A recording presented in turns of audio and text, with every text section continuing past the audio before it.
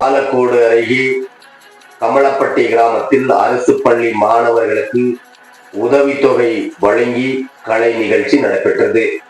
தருமபுரி மாவட்டம் பாலக்கோடு ஒன்றியத்திற்குட்பட்ட கமலப்பட்டி கிராமத்தில் பொதுமக்கள் சார்பாக நடைபெற்ற இந்த நிகழ்ச்சியில் அரசு பள்ளியில் படிக்கின்ற ஏழை எளிய பள்ளி மாணவ மாணவிகளின் பள்ளி படிப்பிற்கு உதவிடும் வகையில் பல்வேறு உதவிகளை செய்து வரும் பாலக்கோடு ஒன்றியம் கமலம்பட்டி கிராமத்தை சேர்ந்தவர் சமூக ஆர்வலர் எம் மாதேஷ் மற்றும் மங்களம்பட்டி பி மாது அவர்களும் இணைந்து தாங்களின் சொந்த செலவில் கிராம பள்ளி மாணவ மாணவர்களை கௌரவப்படுத்தும் நோக்கத்திற்காக கல்வி உதவித்தொகை மற்றும் கலை நிகழ்ச்சிகளுக்கான விழா ஏற்பாடுகளை இந்த கிராமத்தில் மிக சிறப்பாக செய்திருந்தனர்.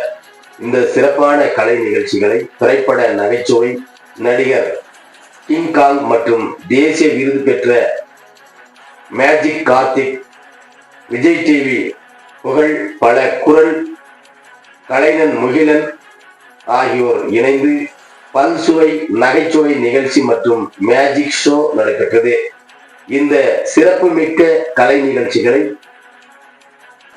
கம்பளம்பட்டி கிராம பொதுமக்கள், கிராமத்தின் பள்ளி மாணவ மாணவிகள், அரசு மேல்நிலைப்பள்ளி, மேல்நிலை தொடக்கப்பள்ளி ஆசிரியர் மற்றும் ஆசிரியர் பெருமக்கள், முன்னாள் இந்நாள் இந்த பள்ளியில் பயின்ற மாணவ மாணவிகள், கிராமத்தில் உள்ள பொதுமக்கள், ஊர் பெரியவர்கள் என பலர் கலந்து கொண்டு கலை நிகழ்ச்சிகளை கண்டு மகிழ்ந்தனர்.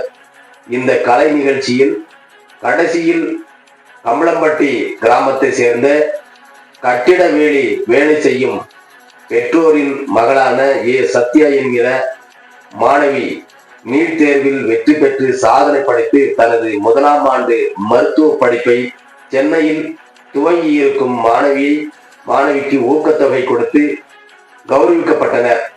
அடுத்தடுத்ததாக இந்த கிராமத்தை சேர்ந்த 10ஆம் வகுப்பு 12ஆம் வகுப்பு பொதுத் தேர்வில் அதிக மதிப்பெண்கள் பெற்ற மாணவ மாணவிகள் பா Sugavanam, T Kiruthika, S Lokeshkumar, N Mahaprabhu, M Mutharasu, G Subashini, M Inbarasu, A Kumar ஆகியோர்களுக்கு கல்வி ஊக்கத்தொகை வழங்கப்பட்டது.